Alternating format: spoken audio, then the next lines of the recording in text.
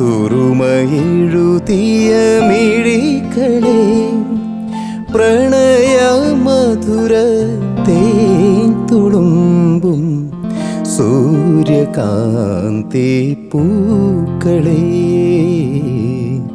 സുറുമയെഴുതിയ മിഴികളെ പ്രണയ മധുര തേൻ തുളുമ്പും സൂര്യകാന്തി പൂക്കളെ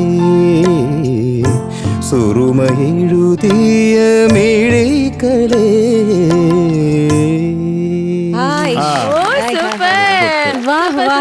ആക്ച്വലി ഇതാണ് എനിക്ക് തോന്നുന്നില്ല, ഒറിജിനൽ കമ്പോസിഷൻ പോലെ ബാബുക്കയുടെ പാട്ട് ചിലപ്പോൾ പാടാൻ പറ്റില്ല. അതാണ് എനിക്ക് തോന്നിയിട്ടുള്ളത്. കാരണം നമുക്ക് നമ്മുടെ വേർഷൻ ആക്കാൻ പറ്റും ബാബുക്കയുടെ പാട്ടുകൾ ഏതും. അത് മാറ്റിയത് കേൾക്കുന്നവർക്ക് ഫീൽ ചെയ്യൂല്ല എന്നുള്ളതാണ്.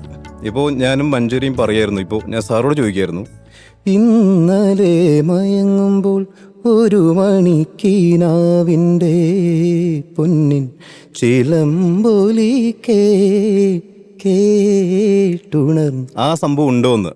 അപ്പോൾ സാറ് പറഞ്ഞത് എൻ്റെ മനസ്സിൻ്റെ വെറും തോന്നലാണ്, അതില്ല എന്നാണ് സാറ് പറഞ്ഞത്. അത് സത്യമാണ്. കാരണം ആ സംഗതി ഇല്ല, പക്ഷെ നമ്മുടെ മനസ്സിൽ ആ സംഗതി ഫീൽ ചെയ്യും. അത് ഉണ്ടോ ഇല്ലേ? അതിൻ്റെ കാരണം എന്ന് പറഞ്ഞാൽ എനിക്ക് ഫീൽ ചെയ്യുന്നത് ബാബുക്കയുടെ കമ്പോസിഷൻസ് എല്ലാം ഹൃദയത്തിൽ നിന്നാണ് പാടേണ്ടത്. ഇറ്റ്സ് നോട്ട് ഫ്രം ത്രോട്ട് ആണ് സർ. എനിക്ക് ഇപ്പോഴും ഫീൽ ചെയ്യാറുണ്ട്. കാരണം ഹെഡ് വോയിസും നമ്മുടെ ത്രോട്ടിൽ സ്ക്രാച്ചസ് ഉണ്ടെങ്കിൽ പോലും കുഴപ്പമില്ലാതെ ബാബുക്കയുടെ കമ്പോസിഷൻസ് പാടി ഫലിപ്പിക്കാൻ പറ്റും. അത്ര ഒരു ഹാർഡ്നെസ് വേണ്ട ചില സംഗതികൾക്ക്. ലൈറ്റാണ്. ഓരോ ചെറിയ നോട്ടും വളരെ ഇമ്പോർട്ടൻ്റ് ആണ്. അദ്ദേഹം വെറുതെ അല്ല ആ നോട്ട് അവിടെ വെച്ചിട്ടുള്ളത്.